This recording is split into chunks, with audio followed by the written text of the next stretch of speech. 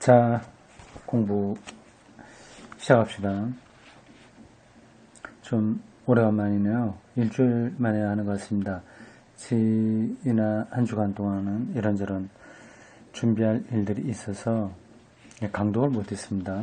제가 다음 주 월요일에 출국하거든요. 한 달 동안 멀리 가 있게 되었습니다.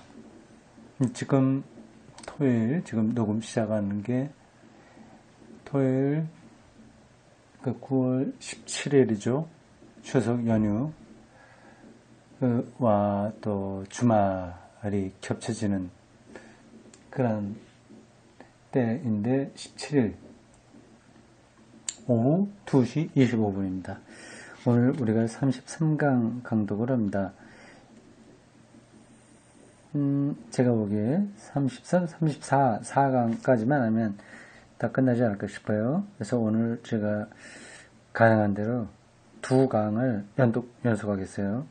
한 강 한 30분 정도 했다가 잠시 쉬었다가 다시 34강에서 이 책을 다 마치려고 합니다.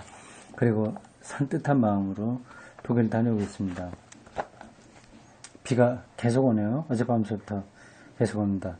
지진이 지난 주 중에 화요일에 경주에서 났고 또 북한 쪽 북쪽에 홍수 대단하고요.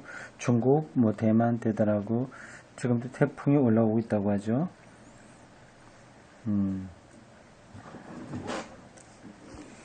193쪽 중간 패러그래프입니다.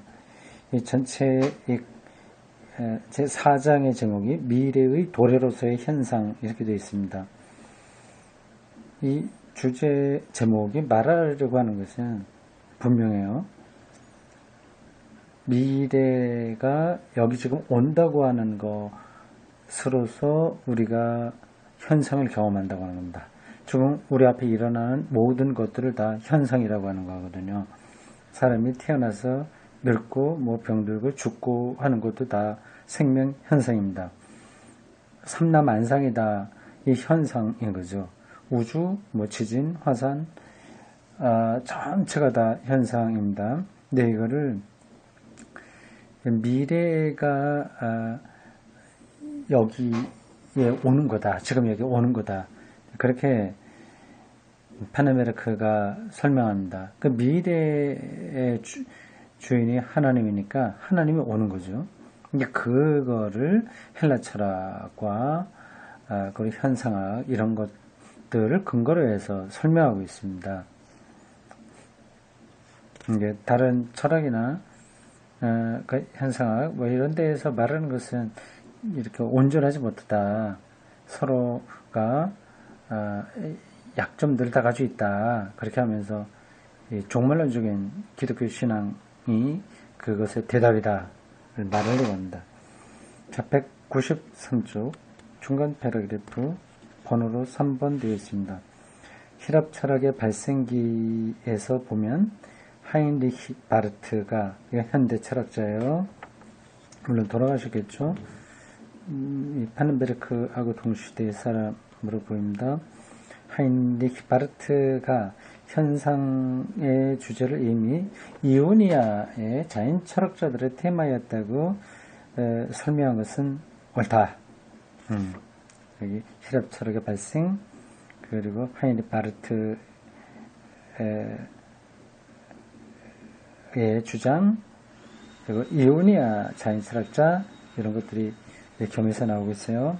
이 판단은 아르케에 대한 아르케 이건 원천이라고 하는 뜻입니다. 번역으로는 시원되어 있는데요. 아르케 아주 근원적인 것 에서 가르쳐요. 시원에 대한 그의 연구의 구조를 통해서 확인되는 것으로 생각된다. 이 연구에서 하이니히 바르트는 현상으로부터 가상에로의 존재론적 환원의 출발점을 발견한 것이다. 현상으로부터 가상으로의 존재론적 환원의 출발점을 발견했다고 하네요. 참 어려운 표현입니다. 현상은 분명히 우리 앞에 나타나는 거죠. 이 가상은 진짜가 아니라 잠깐 나타나고 마는 가짜 현상이네요. 그렇다면 이런 것도 동양에서 얘기하는 공과 색의 관계하고도 연관이 됩니다. 과연 이 색이라고 하는 것이 진짜냐 가상이냐 그런 말이 되죠. 다양한 경험의 공통 근거를 찾아서 직접으로 경험되는 다양성을 넘어갈 때 최초로 달성되는 것은 현상과 현상하는 본질과의 차이라는 요소가 정당한 취급을 받는다는 것이다. 사물들이 겉으로 보기에 그러하다고 보이는 것과 대조해서 실지에서 그것들은 근본적으로 다르다는 것, 이것이 직접적으로 관찰할 수 있는 것으로 만족하는 피상적 경험주의와는 달리 실제를 현상으로 경험하는 모든 견해의 근본적 확신이 아닌가. 이 현상하는 거 그렇게 보이는 거하고 실제와의 그 차이가 있다, 그 다르다, 근본하고는 다르다, 이런 걸 보는 것이 그냥 경험적으로 모든 것들을 말하는 것보다는 훨씬 더 분명한 게 아니냐고 하는 겁니다. 그러나 이 근본적인 차이의 확신만으로는 이오니아 학파의 사상가들을 신화에서 표현되어 있는 실존의 경험으로부터 구별하기 충분하지 못하다. 헬라 신화도 실존에 대한 경험이잖아요. 이제 그런 게 이오니아 학파들은 더 근원적으로 들어간 것 같지만 그런 정도로 봐갖고는 차이가 많지 않다 하는 거죠. 왜냐하면 신화적 직관, 에로스다, 제우스 등등의 여러 신화 말이에요. 그게 우스운 이야기 같지만 그 현재에 대한 헬라 사람들의 경험을 그렇게 표현한 거예요. 그러니까 신화적 직관이 있는 거예요. 그 세계관입니다. 신화적 직관도 직접적으로 보이는 것 안에 보다 깊은 어떤 것을 보았기 때문이다. 그러니까 이오니아 철학자들보다 못한 게 아니다고 하는 거죠. 사물들이 근본적으로 무엇이냐 하는 것을 바로 현상 안에서 파악하는 이 관찰의 직관적 확실성은 물론 이오니아 자인 철학자들에게는 가능하게 보이지 않았다. 그 근저의 참 본성이 무엇이냐는 것이 문제의 핵심 주제가 되어 있었다.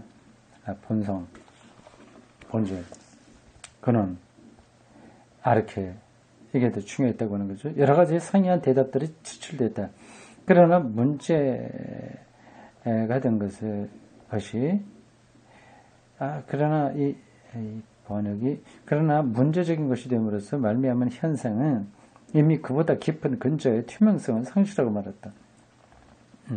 그래서 지금 철학적 해답들은 그 근저를 유일한 근저라고 이름을 붙이지만 그 근저에 대해서 현상이 투명하지 않는 한 현상의 가치 감화의 가능성이 생겨났던 것이다. 이 중요성이 떨어졌다고 하는 거죠.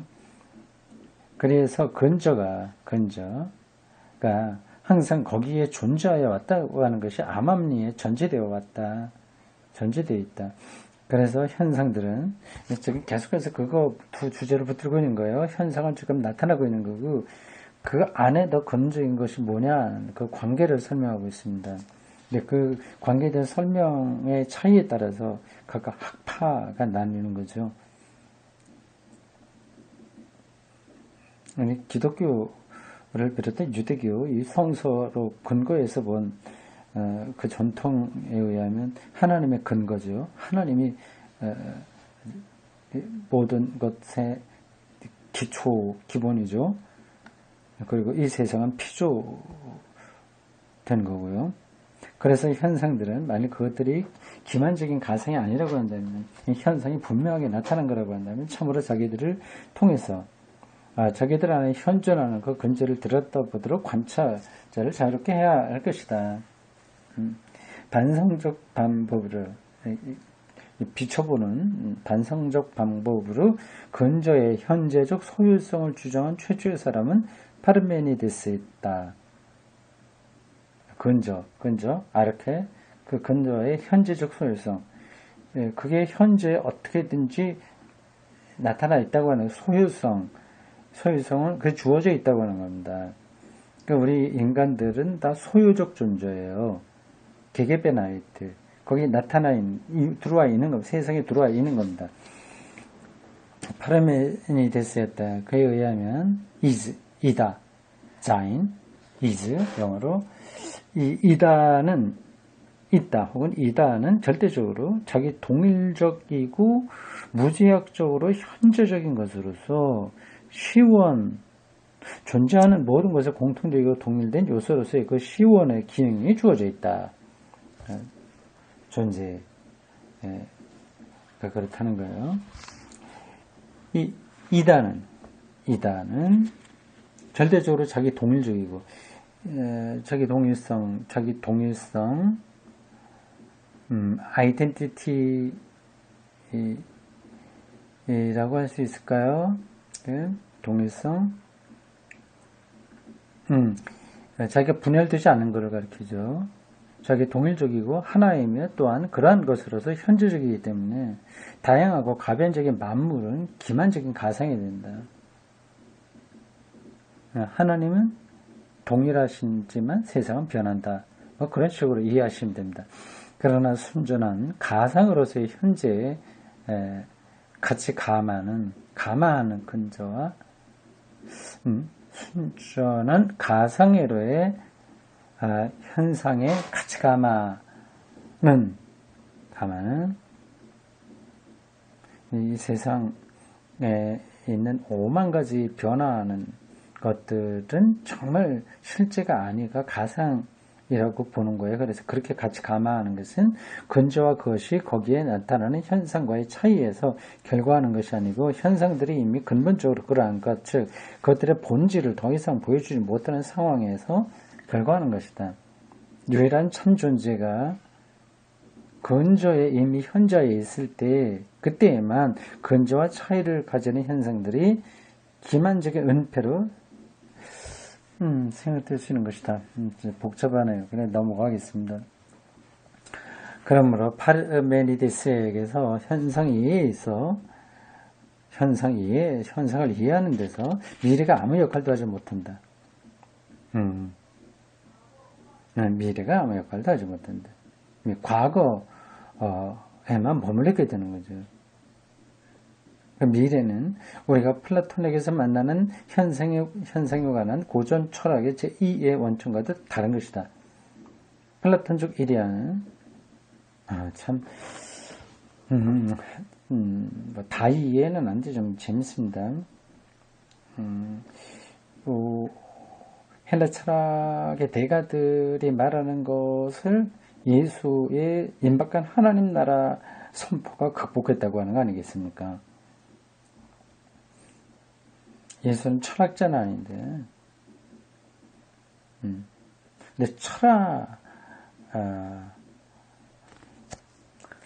그걸 더 뚫어본다고 할 수 있겠죠. 플라톤적 이데아는 한편에서 파르메니데스적인 존재 이해를 제시하지만 다른 한편 그 근본적인 원천은 폴리스 생활에서의 소크라테스의 선의 탐구, 폴리스 도시 생활에서 소크라테스의 선의 탐구, 따라서 참다운 덕, 선한 것과 유용한 것을 알고 또 그것에 따라서 행위하는 덕, 곧 아르테의 탐구에 놓이는 것이다. 아르테, 이거는 덕이라고 하는 말로 번역되는데 그 모든 것에 참된 가치를 가능하게 하는 힘을 가리킵니다. 미래성의 한 요소가 덕의 개념 속에 포함되어 있는 것이 사실이다. 고르기아스라고 하는 책에서 말한 바와 같이 모든 사람이 선한 것과 유용한 것을 추구하여 노력하는 한 아무도 이미 자기가 그것을 소유하고 있다고 생각하지 않고 그것에 도달하려고 희망하고 있다고 하는 것이 분명하다.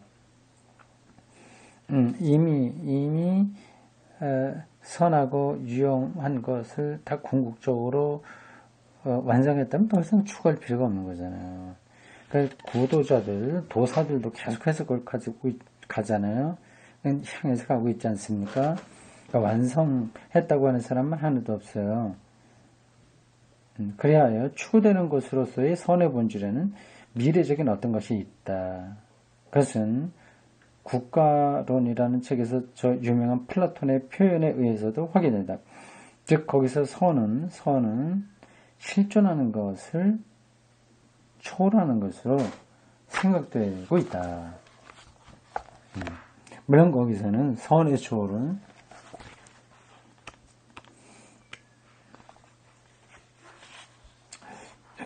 추구하는 노력이 현재 주어져 있는 것을 넘어가는 것이라는 사실 위에 바탕을 둔 것이 아니라 원인이 스스로 일으킨 것을 초월한다는 사실 위에 바탕을 둔 것이다. 그러나 원인성 자체, 아이티아는 플라톤에게서 추구하는 노력과 결부되어 있다. 굉장히 복잡한 개념들이 여기 쏟아져 나오고 있어요. 넘어갑시다. 이렇게 저렇게 학자들이 아주 세밀하게 어떤 개념들을 이야기하고 있지만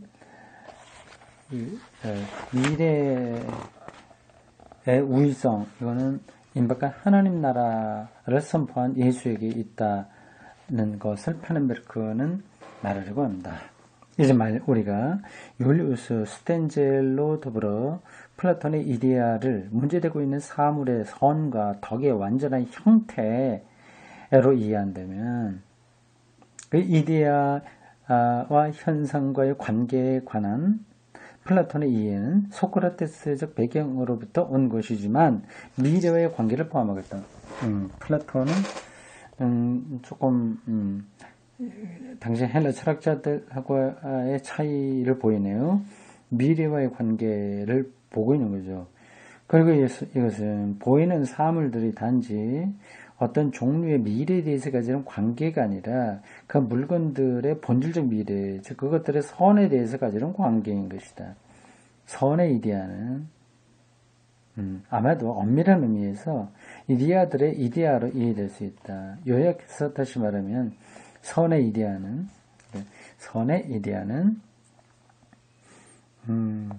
모든 이데아들을 이데아로서 구성하는 것을 그 내용으로 가진다는 말이다. 그래서 플라톤의 페도라고 하는 책에서 소크라테스는 선한 것과 유용한 것은 다수를 연결하고 결합하며 그렇게 함으로써 다수를 통일하는 시원의 기능을 성취하는 것이라고 말할 수 있다. 도대체 이 사람들이 뭐 이렇게 이런 문제 갖고 그렇게 예민하게 다투고 있나, 서로 주장이 이렇게 가지각색이냐 생각할지 모르겠는데요. 이게 밥 먹고 할 일이 없어서 그런 건 아닙니다. 이 세계에 나타나는 현상 자체가 그걸 우리가 파악하기가 너무 힘들어서 이런저런 방식으로 지금 하고 있는 거예요. 그러니까 색이잖아요. 나타나는 것은 색과 공의 관계를 얘기할 때 이 색이 근데 있다가 없어지고 있다 없어지고 그러잖아요. 나왔다 없어지고요. 생로병사 뭐 하여튼 그런 방식으로 인간들 다 돌아가고 있지 않습니까? 근데 과연 이게 뭐냐? 우리가 그 안에 들어가 있는데 이게 뭐냐 하는 것을 생각하는 거죠. 생각하지 않고 그냥 살아도 됩니다. 생각하지 않고 그냥 어린아이처럼 살아도 되는 거죠. 그러나 사람은 영적인 존재이기 때문에 자기 자신의 출처에 대해서 질문할 수밖에 없어요. 그러니까 질문을 함으로써 이건 뭐 지식을 더 많이 확보한다는 데 머무르 있는 것이 아니라 자기 구원에 가까이 가는 거죠. 자유로 가게 되는 거죠. 도노라고 할까요? 아니면 이렇게 해탈 쪽으로 가는 겁니다. 그 근원을 알게 되면 어디 집착하지 않게 되니까요. 자, 다음 196쪽 밑에서 다섯째 줄입니다. 물론 플라톤의 이데아 개념에서는 소크라테스적인 선의 모티브와 파르메니데스적인 참된 존재의 개념과 충돌하고 있다. 거기에서는 모두 이데아가 에레아 학파적 의미에서 참 존재로서 이해되고 있기 때문에 소크라테스적인 선의 추구 안에 있는 미래 모티브는 존재에 대한 새로운 이해의 도달할 수 없다. 지금 당장 문제되는 사실은 플라톤적인 이데아가 현실 세계 배후에 참존재의 세계를 형성하고 있다고 하는 것이다. 이 참존재의 세계라고 하는 것이 그동안 너무도 자주 플라톤주의에 대한 비난의 원천이 되어 왔다. 이제 이원론적으로 이해가 되니까 좀 비판받은 거죠. 완전히 이데아가 아주 근원적으로 따로 있어요. 이 세계는 그냥 거기서 파생된 것 뿐입니다. 이원론적이죠. 현실적 세계의 배후에 있는 참 존재의 세계 때문에 잘 알려진 여러 가지 난점들이 다음과 같은 문제에 도입된다. 즉 현상들이 어떻게 이데아에 참여할 수 있느냐는 거죠. 이데아로부터 파생되는 건 가능한데 이 현상이 어떻게 되지? 이데아 근원적인 것에 참여할 수 있는 그런 답이 없는 거죠. 선에 관한 본래적인 윤리적 문제들에서는 이러한 난점이 없다. 즉 본질적인 미래인 추구되고 있는 선이 현지적인 사물들과 유리되어 있는 것과 동일한 정도로 그것들과 연결되어 있다고 하는 것은 일단은 난점은 없다. 이데아로서의 선이 현지적인 것 안에서 보여질 수 있기 때문에 거기서 본질적인 미래의 도래가 경험되었던 것이다. 어쨌든 플라톤의 철학에서는 그 미래가 완전히 손상되지 않았다. 그걸 말합니다.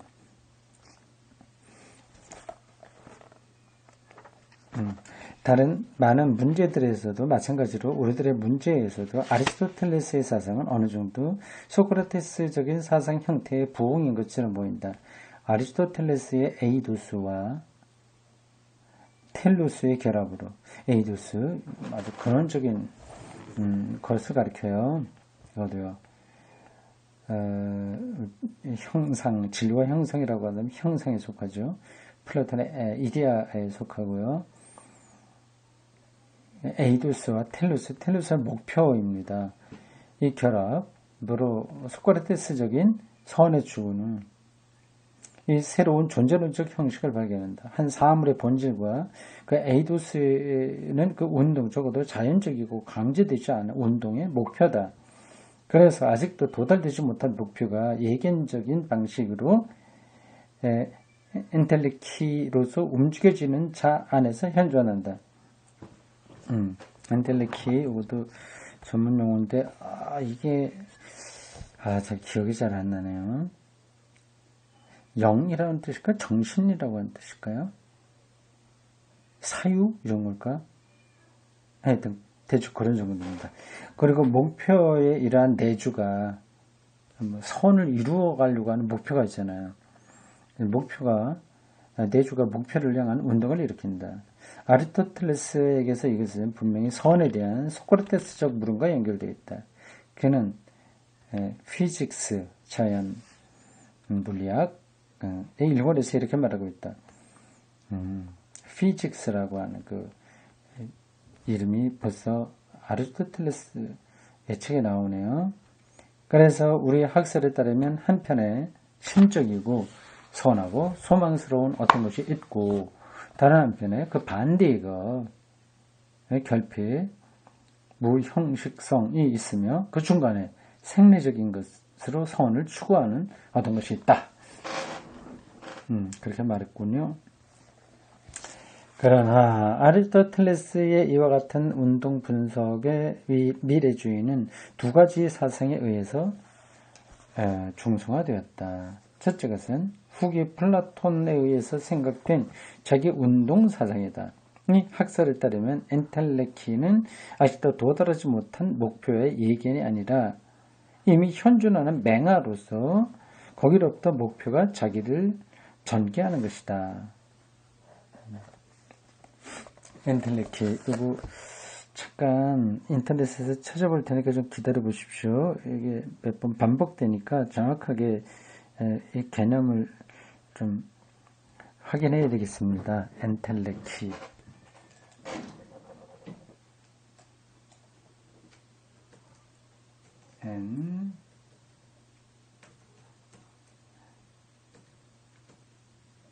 엔텔레키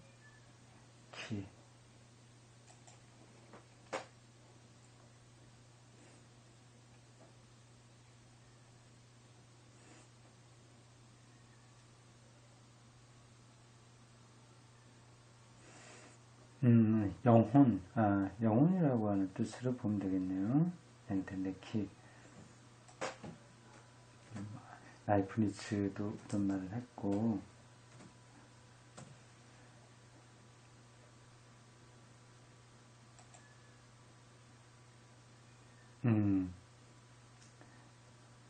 엔텔레키아. 아리스토텔레스에게서 엔텔레키아는 정신과 동일한 생명이다. 네, 정신과 정신, 영혼 그런 뜻입니다. 엔텔레키아. 제가 아까 사유 그런 비슷한 거로 말했죠. 그러니까 틀린 건 아닙니다. 이 영혼의 작용이 더 사유하는 거니까요. 현재와 미래의 관계를 거꾸로 놓는 이 내재적 목적론은 오늘날까지 모든 혁명사상의 하나하나 사건 안에 있는 새로운 것을 참으로 새로운 어떤 것으로 볼 수 있는 가능성을 빼앗아왔다. 내재적 목적론에 의해서.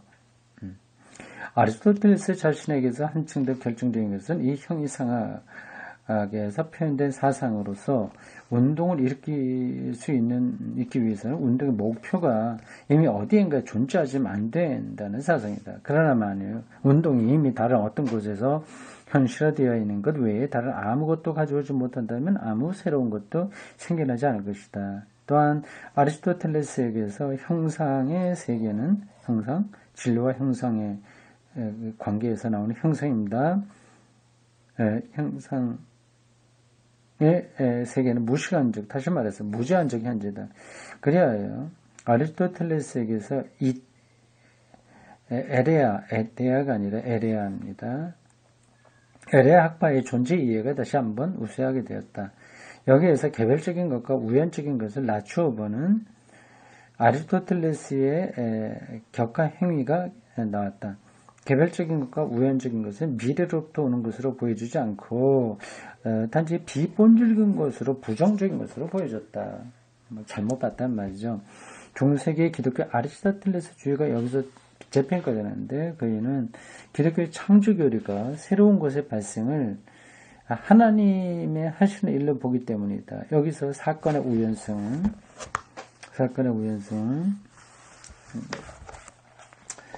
창조자의 자유를 나타내는 것을 이해되었다. 요거는 제가 다른 때도 이야기한 겁니다. 이 역사와 우주에 드러나는 우연성은 하나님의 개입을 말한다고 한 거예요. 그게 바로 창조자의 자유를 가리킨다. 그러나 여기서도 우연성과 미래의 존재론적 우위성의 결함은 깊이 반성되었다. 그래서 우연성과 미래의 존재론적 우위성, 우연성과 미래가 현상에 나타나는 것보다 더 우위다, 존재론적 우위다는 점에 좀 중세 기독교 철학에서 그런 부분들이 아리스토텔레스에게 있는데 그게 좀 잘 다뤄지지 않았다고 하는 겁니다. 그래서 아리스토텔레스의 형상의 형이상학은 기독교 스콜라 학자들에게 있어서도 인식되지 않은, 그리고 정복되지 않은 이질적인 요소를 존속했다. 그때 스토아 철학, 그 중세기 가톨릭 철학이 아리스토텔레스의 철학에 많이 영향을 받았거든요. 여기서 말끔하게 이런 문제가 해결되지 않았다고 하는 겁니다.